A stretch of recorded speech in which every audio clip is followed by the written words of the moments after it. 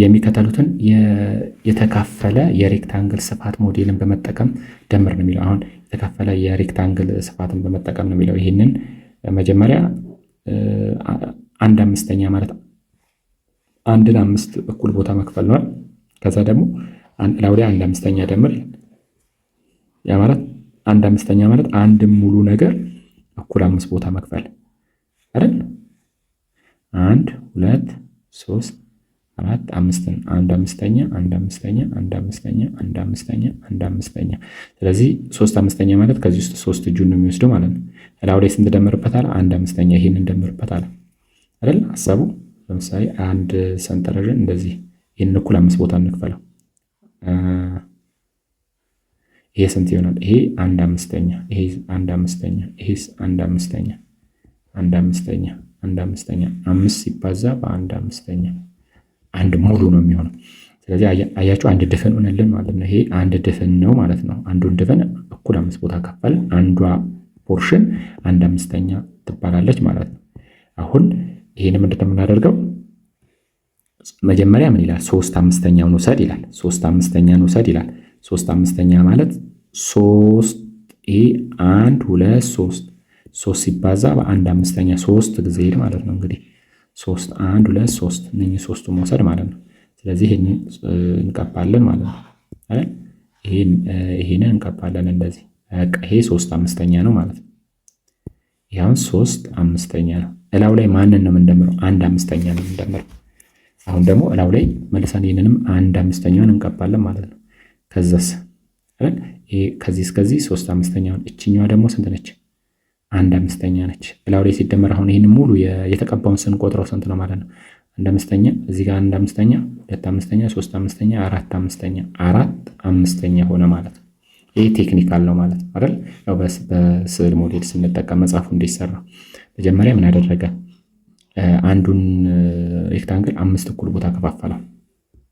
5 እኩል ቦታ ከፋፈለውን 1/5 አደረገ። ከዛ ይሄንን ቀባው። ይሄ ስንት ነው ማለት ነው? 1/5 3 አንድ መደብ ከተባለ ይሄ 1/5 ይሄ መደብ ከሆነ 3 መደብ መሄድ ማለት ነው። ስለዚህ ይሄም በሙሉ ይሄ 3/5 ነው ማለት ነው። ከዛ እላው ላይ አንድ ጨምር አለ።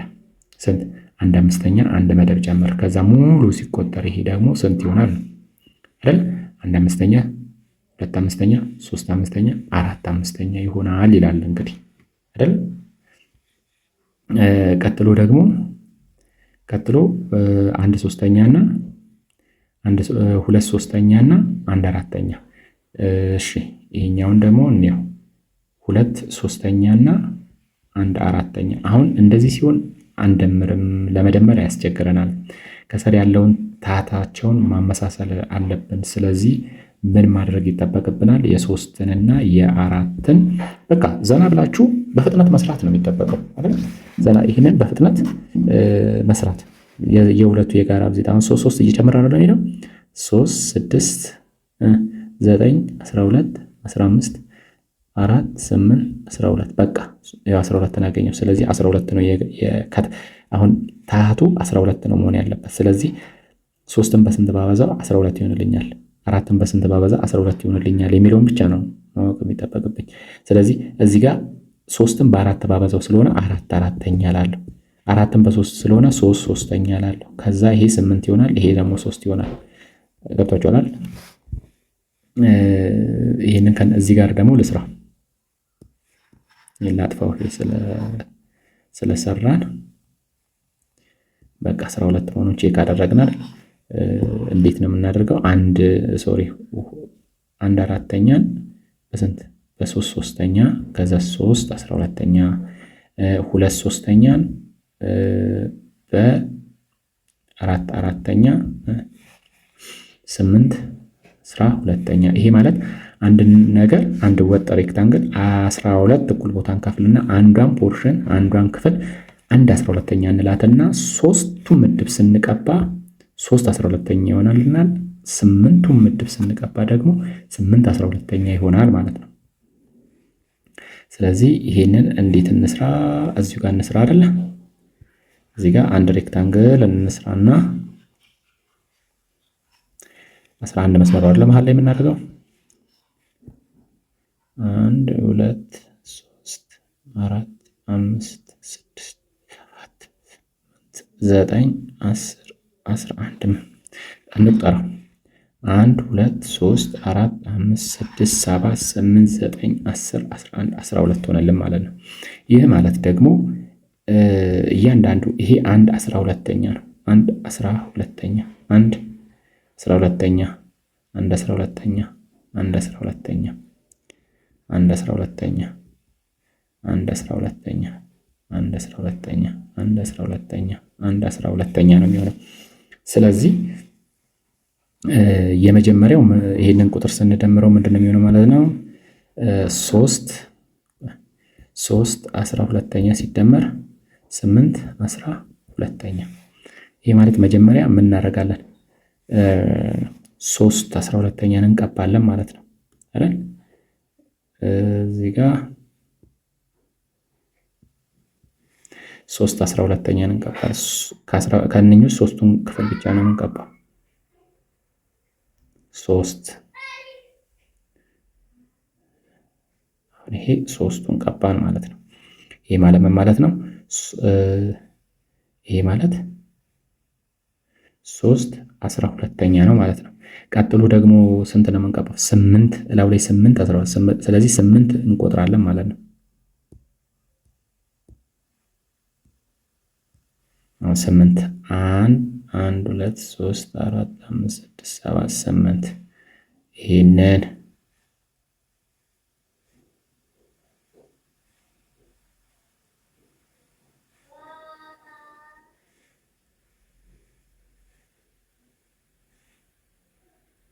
ይሄው አሁን ስንት ሆነ ማለት ነው? ይሄኛው 8 12ኛ ነው የሚሆነው ማለት ነው። ይሄ 8 12ኛ ነው የሚሆነው። ስለዚህ እነኚህ ሁለቱ አጠቃላይ ስንቆጥረው ስንት ምድብ ነው የሚሆነው ነው እኮ መልሱ አይደል? ስንቆጥረው ይሄ አጠቃላይ የተቀባው አሁን የሁለቱ ድምር ቢሆን አጠቃላይ እንትን ማለት ነው ማለት ነው፣ መቁጠር ነው። 1 2 3 4 5 1 2 3 4 5 6 7 8 9 10 11 11 12ኛ 11 12ኛ። በቀላሉም ስንደምር ደግሞ ከታች ታህቱ ከተመሳሰለ ከላይ ያሉትን ዝም ብሎ መደመር ነው ማለት ነው። ግን በብሎክ እንዴት እንደሚመጣ ለማሳየት ነው አሁን የሚሰራ ነው ማለት ነው። መጽሐፉን እኔ የመጽሐፉ ደግሞ እንዴት ነው የሚሆነው? ያው 1 4ኛ ማለት 3 12ኛ መሆኑን ቀየረ። 2 ደግሞ 8 12ኛ መሆኑን ቀየረ። ከዛ በኋላ ይሄ ማለት ደግሞ ከዚህ ጋር እኩል ነው አለና እንደዚህ ያደረገና አሳየን ማለት ነው። ከዛ ይሄ ከዚህ እስከዚህ ድረስ ስንት ነው ማለት ነው? 8 12ኛ። ከዚህ እስከዚህ 3 12ኛ። ሁሉንም አንድ ላይ ሲቆጥረው 11 12ኛ ይሆናል የሚለውን ነው የሚያሳየው ማለት ነው።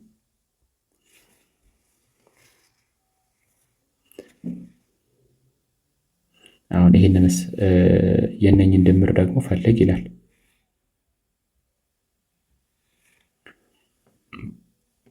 የጋራ የሁለቱ የ5 እና የ4 የጋራ አካፋይ ማን ነው? 10 አይደለም። 10 ለዚህ ይካፈላል፣ ለዚህ ይካፈላል ማለት 12 አይሆንም፣ ለዚህ ይካፈላል። ስለዚህ በዘዴም በልምድም በድግግሞሽም በምንም በህግም ሸምድዳችሁም ቢሆን ብቻ ወይም ደግሞ የ4 እና የ5ን ትንሹ የጋራ ብዜትን እንደዚህ ያደርጋችሁ በማግኘትም 16 አሁን 16 ይሄ 20 እዚህ ጋር 5 10 15 20 ብላችሁ አሁን እዚህ ጋር ይሄ 20 20 ስለዚህ 20 ነው ብላችሁ በፈለጋችሁ መንገድ ብቻ አግኙ። በፍጥነት ስሩ፣ ዋናው እሱ ነው። ስለዚህ 20 ሲካፈል ለ5 20 ሲካፈል ለ5 4 ይሄ ነው የሚመጣው መልስ። ሁሌም ይሄ ለዚህ ተካፍሎ ይሄ ነው። ምክንያቱም ሁለቱ ተባዝተው ነው የመጡት አብዛኛው ጊዜ፣ ሁሌም አይደለም። ታዲያ የሁለቱ ብዜት ከሆነ ነው ይሄ 20 የሁለቱ ብዜት ከሆነ ይሄ ለዚህ ተካፍሎ ይሄ ይመጣል። ግን ካልሆነ ደግሞ ቀደማውን 9 እና 6ን አይተናል። 9 እና 6ን አባስተን ሳይሆን የሁለቱ የጋራ ትንሹ ብዜት 18 ስለሆነ ነው። በዛን ጊዜ እንደዚህ ላይ መጣ ይችላል፣ አሳይቻችኋለሁ። ስለዚህ ምን ይሆናል ማለት ነው? አሁን 20 ለ5 4 በ3 4 ሲባዛ 3 12። ስለዚህ ምን ይሆናል? 12 ሲደመር 20 20 ሲካፈል ለ4 5 5 ሲባዛ በ1 5 ስለዚህ 17 20ኛ ማለት ነው። ይሄኛውስ ይሄ ስንት ይሆናል? ምን ይሆናል? 7 35 ነው አይደል? ነው 35 ኦኬ። ሁለቱም እዚህ ጋር ለምንድን ነው እንደዚህ ያደረጉት? ሁለቱም ብቸኛ ቁጥሮች ስለሆኑ በቃ ብቸኛ ቁጥር ከሆነ ሁለቱም ማባዛት ነው። ምንም የለም የጋራ ምናምን በፈለግ ብትፈልጉም የሁለቱ ብዜት ነው የሚሆነው የጋራ ትንሹ ብዜት። ስለዚህ ይሄን ለዚህ ማካፈል በቃ ቅድም እንዳልኳችሁ ይሄን ለዚህ ስታካፍሉ የሁለቱ ብዜት ከሆነ ይሄን ለዚህ ስታካፍሉ ይሄንን ነው የምታገኙት። ስለዚህ 35ን ለ7 5 ስለዚህ 5ን በ4 20 አየር ላይ ነው የሰራሁት። ይሄኛውንም 7 ሲባዛ በ2 14 ስለዚህ ሁለቱ ስንት ነው የሚሆነው? 34 ስንተኛ? 35ኛ። አይቃለልም። ይሄ አሁን አይቃለልም። የሞክሩት 17 ብቸኛ ቁጥር ነው። እነኚህ ደግሞ የጋራ አጡ። አሁን እዚህ ጋር የጋራ የላቸውም። እዚህ ጋር ያለውን ህግ የመደመር ጸባይ በንብብር ቁጥሮች ላይ ይላል። የመደመር ጸባይ። ስለዚህ የመደመር የቀይር ጸባይ ምንም ይሄ የምናውቀው ነው። 2 ሲደመር 3 እኩል ይሆናል 3 ሲደመር 2 ነው። በመደመር ላይ ምንም የቦታ ለውጥ ችግር የለውም። የመደመር የተጣማጅ ይላል እዚህ ጋር የተጣማጅ። ይሄን አሁን በቀላል ባሉ ቁጥሮች ነው ማሳያችሁ። 2 ሲደመር 3 ሲደመር 4 ቢባል መጀመሪያ እነኝን ደምሮ ከዛ ከዚህ ጋር መደመር ለማለት ነው። 2 ሲደመር ይሄ ስንት ይሆናል? 7 ስለዚህ ስንት ሆነ? 9 ወይም ደግሞ እንደዚህ ቢሆንስ 2 ሲደመር 3 ሲደመር 4 ቢሆንስ? የተጣማጅ ማለት እንደዛ አይደለ? ስለዚህ ይሄ ማለት 5 ሲደመር 4 9 ለማለት ነው። የመሃን አባል መሃን 0 ነው አይደለ? ያው ማለት ምንም ቢደመርበት ምንም የማይሰጥ ማለት ነው። አሁን 0 የትኛውም ነበር 2 ሲደመር 0 ያው ራሱ ነው ቁጥሩ። 20 ሲደመር 0 ከተባለ ራሱ 20 ነው ለማለት ነው። 0 ሲደመር 20 ራሱ እዛው 0 ሲደመር 2 ራሱ 2 ለማለት ነው። እንግዲህ ይሄው እዚህ ላይም እንደምታዩት መሃን ከተባለ እንግዲህ ራሱን መልሶ ነው የሚሰጠው ነው።